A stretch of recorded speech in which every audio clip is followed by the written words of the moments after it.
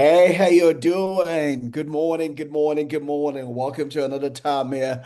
Welcome to another time in the upper room, another opportunity and privilege to pray. Thanks for coming. I'm so glad and so honored to have you come join us to pray this morning. We've been doing a study through the book of Proverbs as we lead ourselves in a place of prayer. We're presently studying in the book of Proverbs, chapter 8. That's what we're studying right now, as we lead ourselves in a place of prayer.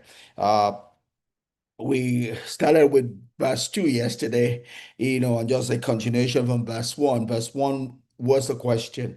Verse 1 is the question. He's asking, does wisdom and understanding not shout out? Do they not make themselves noticeable? And verse 2 goes on to answer that question. It says that wisdom, is in a place where it cannot be missed. It's on the hilltop. It's on the hilltop. It stands on the podium. It's not lost in the crowd. It stands on the podium in a way that we cannot miss it. And also it makes it a duty to even sound its voice in a place where people can be found. It doesn't seclude itself. Wisdom is associative, not dissociative. Leaves us without an excuse, as to what God's expectation for us is. And that's going to be the basic place of judgment. The Apostle Paul was writing, he said that those with the law will be judged by the law. Those without the law will be judged without the law. Because there's always a law, there's wisdom all around, telling us what is right and what is wrong, and it's up to us to choose. We can allow ourselves either to be ruled by our higher nature or by our lower nature. Wherever you find yourself, there's wisdom all around you. There's wisdom all around you, beckoning you to what is right and telling you what is wrong. The Bible says that's the reason why He has set people in authority, that they will enable that which is good and punish that which is evil. So we have without excuse, right? So we also learned that, like we've been learning here, that in chapter 8, it's a wisdom is typified by a lady of feminine nature, and that parallels, the harlot that we saw in Proverbs chapter 7. The harlot in Proverbs chapter 7 is an archetype of a devil. The lady wisdom of high virtue here that we see in chapter 8 is an archetype of God. One takes us to hell, appealing to our lower nature. That's a harlot in Proverbs chapter 7. One takes us to heaven, appealing to our higher nature. That is the lady wisdom that we see in Proverbs chapter 8. You know, so we'll go on in chapter 2, and it says, Lady Wisdom stands in prominent public places like the top of high places and road crossroads to call out to people and make our truth and understanding accessible. It makes our truth and understanding accessible to all, not to some, to all. It makes it accessible to all, contrasting with secretive, deceptive influence, right? Which is what we see from Proverbs chapter 7. Lady Wisdom wants to makes herself both seen and heard. Stays on the hilltop to be seen. Is close to people to be heard, right? In the higher parts of the city, where our voice will be best heard. It stays in the higher part of the city, and for me, as I meditated on these in verse 2, what comes to mind for me is Romans chapter 1, where the Bible tells us that the people know about God, but this rejected God, right? The Israelites know about God. They just said, Moses, I'm not going to serve this your God. You go serve your God. Tell us what your God will want us to do, and we'll do it. And when Moses was up on the mountain with his God, as they labeled him, they went to Aaron and said, Make us a God. They were not looking for the God of Moses.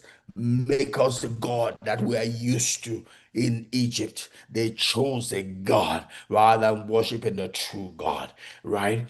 and we'll see that, Paul, writing to Romans, we'll see in Romans chapter 18 to 32, where there's a discourse about God's mind to people when they reject wisdom, when they refuse to listen to God's truth, God's instruction, what God's mind is to such a people. But we'll come back and talk more about that when we finish praying. Let's go to praying. So, still looking at Proverbs chapter 8, verse 2, talking about wisdom is made available. We'll look at Romans chapter 1, verse 18 says, "For the wrath of God is revealed from heaven." The anger of God is revealed from heaven. To who? To those who reject wisdom, even then they know it. It says, "For the wrath of God is revealed from heaven against all ungodliness and unrighteousness of man." It is revealed against all ungodliness and unrighteousness of man who suppress truth in unrighteousness. It's not as if they don't know the truth. It's not as if they don't know the wisdom. It's not as if they don't know the understanding, but they suppress it. They are the stony heart, the seared conscience, the hardened heart that we spoke about in Proverbs chapter 7. Right? They know the truth, but they suppress the truth. They keep the truth from talking. They keep the truth from being visible. Right? There are those that go against Proverbs 8 2. They don't make the truth to be seen. They don't make the truth to be heard. They suppress it. Therefore, the anger of God is revealed towards them. Right? From verse 19 says, "Because what may be known, the truth that has been suppressed, is what may be known of God. What may be known of God, right, is manifest in them. For God has shown it to them. God has shown to everyone what may be manifest of God. God has shown to everyone what may be manifest of truth. God has shown to everyone what may be manifest of wisdom. It is there. It is shown. It's in them. It's in us. It's all around us. God has shown it. Just like wisdom is shouted in verse 2 of Proverbs chapter 8. It's shouting to be seen. It's shouting to be heard. And this people have heard it. This people know it. But yet they suppress it. Right? Verse 20 goes on and says, "For since the creation of the world is invisible attributes of God, are clearly seen. Though invisible are clearly seen. The invisible attributes of God are clearly seen." Same thing Paul was writing to the those in Athens, right? They were saying they were worshiping the unknown God. Paul says this God is not unknown. We are of his offspring. We look like him. We came from him. We are his image. We are his likeness. If we look at ourselves, we'll see God. If we look at the universe, the world, we will see God. The invisible qualities of him are clearly seen, right? Are clearly seen, being understood by the things that are made. We can see the invisible by the things that are seen, even his eternal power and Godhead, so that they are without excuse. Everybody's without excuse. You can't say, "I don't know God. God has not shown himself." Oh, there's no connection to God. His invisible qualities are clearly seen in the things that are made. We can see the invisible in the visible, right?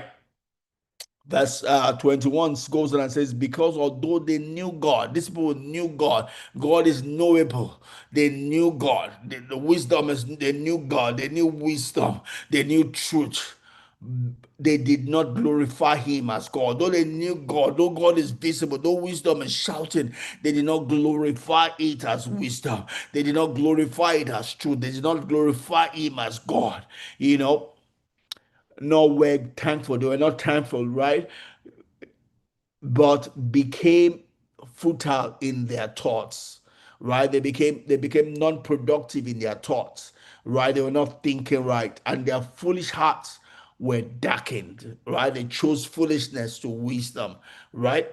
Verse 22 says they were professing to be wise. They say they are wise.